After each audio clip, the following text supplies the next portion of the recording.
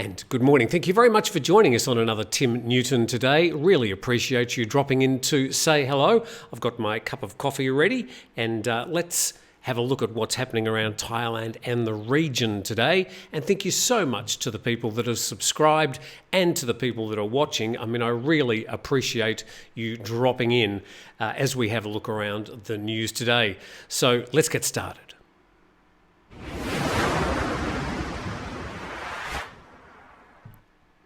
Now, a little bit later in the program, we're going to be looking at the possible extension of tourist visas. There's a possibility that they may be extended from the current 30 days to 45 days, but we'll check that out a little bit later on in the program. But to our first story, we go to the venerable old Bangkok Post and their headline, Prayut to keep his job. Now, there's a lot more to this story than we might think. Firstly, he's in this story got the backing of the Deputy PM and the former Defence Minister Prayut Wongsuwon backing the Prime Minister. Now, these two have had a rather fractured relationship over the past couple of months. There's been defections from the main Palang Pracharath party, and there's a few things we really need to think about when we're looking at the Thai landscape. And I've got a bit of a list here of people I think are possible future PMs, people we should be keeping an eye out in the news. But we need to note, when it comes to the Prime Minister Prayut, this man has never actually stood for an election. He's not even an MP. He got the job on the back of what's called an outside Prime Minister. In other words, the Thai Parliament had the option in its constitution to nominate somebody from outside politics if none of the leading parties got 50% of the vote plus one, which is a very unlikely situation anyway. So they were setting up the constitution so they would be able to nominate this man, Prayut Chan-o-cha, who was the general who led the 2014 army coup. But he's never been elected as an MP. And the issue at the moment about him remaining as Prime Minister is when his 8-year term runs out. Some say that it should start in 2014 when he named himself Prime Minister after the coup.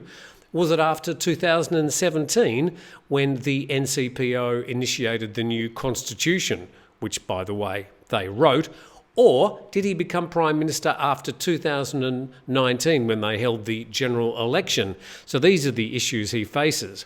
But it looks like he's on fairly solid ground at the moment, and if this story is anything to go by, with the backing of Prayut Wongsuwon, then it looks like he's certainly guaranteed that position in the future if he wants it. So let's have a look at some of the other contenders. Oh, by the way, there's a frightening line in that story. However, government sources have reported that General Prayut has already given the nod to Deputy PM and Bumjai Thai Party leader Aniton Charnvirakul and would support Mr. Aniton as his successor. Well, there's a frightening prospect, but that's for the Thai people to figure out. So let's have a look at some of the contenders. Now, another person, and we were just speaking about him, Prayut Wongsuwon, he's now 76 years old. He's been a stalwart for Prayut and the government over the past 8 years anyway. He's a real military flunky. And along with Prayut, they're long-time friends, buddies from army days. He's also famous, of course, for his enjoyment of wearing luxury watches. He was caught up in that scandal a couple of years ago when he was found with some 100 luxury watches, which he swore were just lent to him by friends. Nothing ever really came of that, although it was a pretty bad look. But he is a contender, would you believe, for Prime Minister. The diminutive, I mean, he's only about 5'2", Prayut Wongsuwon, probably a bit old, but from a numbers point of view, he would be able to pull the numbers together if Prayut was to stand down. Now, this man, of course, Aniton Charnvirakul, is the Deputy Prime Minister and the current Public Health Minister. I've gone out of my way to try and pick the worst photos I possibly could of these people, of course. So he's a mercurial gentleman, and he's famous for leading the Bumjai Thai Party, which before the 2019 election wasn't even a thing. They stood on one main platform, and that was the decriminalisation of cannabis. Now, he's actually been able to pull this off, and good luck to him. But it looks like he is sort of lining himself up, and now Prayut backed him as a possible successor. So that is Anatun Janvirukun. Keep an eye on him.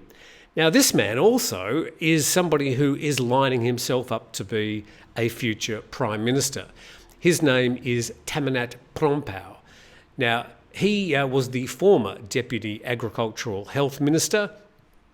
He's also famous, or infamous, for being an inmate at a Sydney jail for a period of 4 years over heroin trafficking charges, a situation he strenuously denies despite the documentation and the court case and the media coverage. The Constitutional Court in Thailand has said, oh, that's okay, doesn't matter. The incident happened outside Thailand, so it doesn't matter. But this man has been weighing in over the past year and leveraging himself to a position where he could one day run as Prime Minister. He's still cooling his heels. He's made a few missteps, but he's got the backing of the Deputy PM, Prayut Wongsuwon, and that's a bit of an unholy alliance. So keep an eye on that man, Tamanat Prompau. Now to a list of people who I think might be or should be the Thai Prime Minister. This man is Wisanu Kriyanam. He's a former Finance Minister for the Prayut government. He also was serving as a Treasurer or Finance Minister in the Thaksin Shinawatra government. So he's actually been across all different parts of politics, leveraging his supreme ability to balance the books.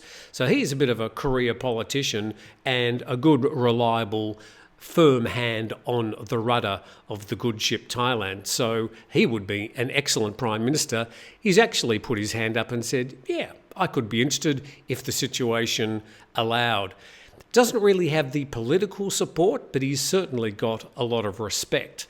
Now, to this gentleman, and this, I won't even try and pronounce his surname, but we know him as Thanathorn. Now, he was the leader of the Future Forward Party, which in the 2019 election shocked everybody by getting the third highest number of votes, almost more than the Palang Pracharath Party, which eventually formed the government. But Thanathorn, who I think was 41 at the time he ran in the 2019 election, was dismissed by the Constitutional Court for, I can't remember what the misdemeanour was. I think he didn't put his knife and fork together on his plate after his meal or something like that. But he's cooling his heels, but he certainly has got the looks. That sort of partly counts in Thailand, but he's also got the right family heritage. He's got a lot of smarts. He's a businessman, and he's also got a lot of sort of community support at the middle level. So that's a face to keep an eye on, Thanathorn, who's, as I said, his surname I won't even try to pronounce. And then, of course, we have sitting in the wings, another Shinawatra. This is Pathongthan Shinawatra. She's the youngest daughter of the former Prime Minister Thaksin Shinawatra, and she, again, is sort of cooling her heels. She's been put up by the Pheu Thai Party as a sort of a patron of the Pheu Thai Party, the main opposition party. And Pathongthan is, I would say, again, just waiting in the wings, waiting for the right time. Could she be nominated as the leader for the Pheu Thai Party and therefore putting herself in a position as a nominee for the next Prime Minister? She'd be the third Shinawatra, of Thaksin Shinawatra being the original one who was elected back in 2000. Then there was Yingluck Shinawatra, who was elected in 2011. Her government was shunted out of office by Prayut and his coup in 2014. And now we have the looming spectre of Pathongthan Shinawatra. Now, speaking of the Shinawatra family, just another story that came up yesterday, and I'm not sure if this is good timing or not, but here's a story that the ex-Prime Minister Thaksin wins 17 billion baht Revenue Department tax case. This story reported by Thai PBS World. and it looks like it's a bit of a win for the Shinawatra family, and Thaksin being cleared of a tax evasion charge. So there is a man to keep an eye out on. Not a very good photo of him. Thaksin Shinawatra, who is in self-exile, living currently in Dubai. And he's sort of, sitting in Dubai, still does podcasts back into Thailand each week. Got a lot of support from the opposition parties, especially the Thai party, which really is just a descendant of the Thai party, which he was leading. So there's a bit of a roundup of the politics and the faces that we might be getting used to in the future.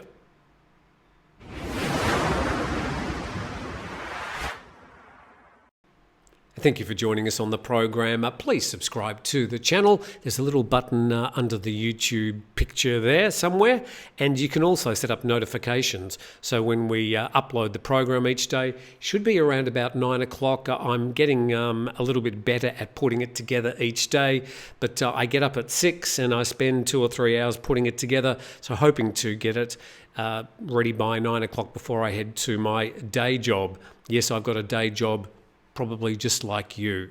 But there's a tropical storm around. This one is called Tropical Storm Mulan.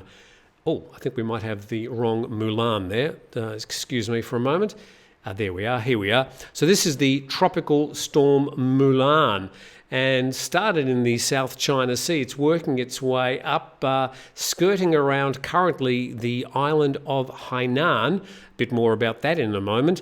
I like over here how they describe on your bottom left there, Peninsula Indo-Chinese. Not sure what language that is, but of course that's Vietnam. But this is a tropical storm that the Thai Meteorological Department is saying is probably going to cause some extra wet weather in Thailand. It's not that strong. It's been called a tropical storm, not a cyclone or a typhoon, but it is certainly making its way. There's been an alert in Macau. It's not really going to affect the weather much there as well. And once it hits the land, it will sort of peter out anyway. Just a quick note about Hainan. This is a sort of a Chinese holiday island. It's sort of the Phuket of China. That's a really bad comparison. The capital there, Sanya.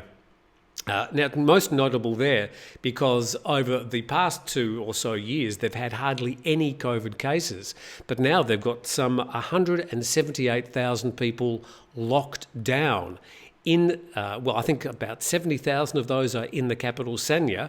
And yes, the whole island, 178,000 people now confined to their homes because there's been up to about 1,000 COVID cases detected. So not looking good there for the people of Hainan. And the headline in Reuters, escaping Shanghai's COVID lockdown only to get trapped in Hainan. And the story there about a particular gentleman who shared his story with Reuters about leaving Shanghai because of all the lockdowns there and being stuck on the island of Hainan. Be a bit of you can imagine if you arrived in Phuket for your holiday, you've got your sun cream and your inflatable duck, and you head down to the beach and they say, sorry, there's been a couple of COVID cases, you're going to have to stay in your room for 2 or 3 days, and by the way, we're going to put a guard on the door with a gun to make sure you don't get out. You wouldn't be terribly happy with you. So that's the situation as reported by Reuters in Hainan at the moment. And to our next story, and the CCSA, they have their next meeting on August the 19th. They have about 2 of these meetings a month where they reconsider the situation, and there's still a body. There's sort of the COVID task force for Thailand, and the Tiger is reporting that the CCSA is considering extending Thailand's tourist visa to 45 days. So let's have a look exactly what's happening here. You've got a situation where you get a visa on arrival.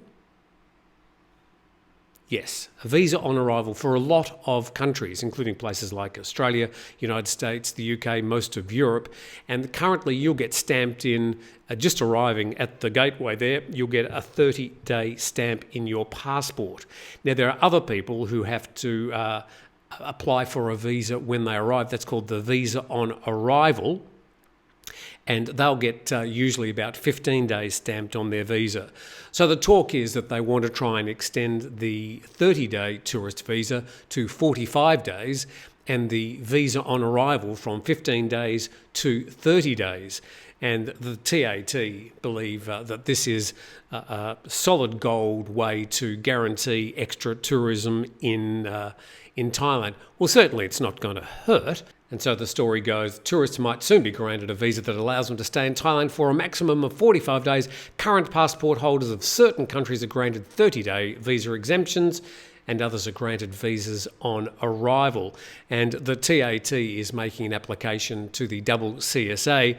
Now, the TAT have really got nothing to do with this. They're just a tourism promotion body, paid vast amounts of taxpayers' money to promote Thailand.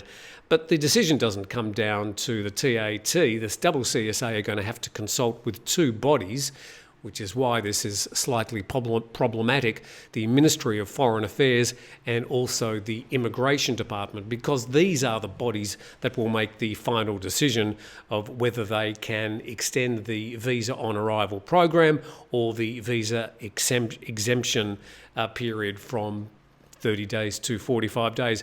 Would that encourage you to come to Thailand? Would an extra 15 days, not having to worry, would you be inclined to come for an extended holiday, 45 days? That's quite a long holiday for a lot of people. Most people on average come to Thailand for a period of 1 to 2 weeks.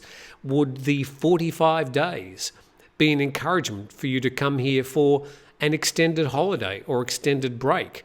Be interested to hear your comments in the comments section below this video. Let's check out some other stories very quickly. And yes, the Straits Times, its main story, and probably the main story from around the region today, is that these floods in Seoul, Korea, South Korea, are causing a lot of grief. 9 people dead so far and damage to at least 2,800 homes. That story leading the Straits Times and most of the editorial comment from around Asia today. That's all we have for Tim Newton today. Please subscribe to the channel. We thank you very much for your support. I don't know where I'll be broadcasting from tomorrow, but I hope you'll get the opportunity to join us. But from me and my cup of coffee, thank you very much, and we'll see you tomorrow.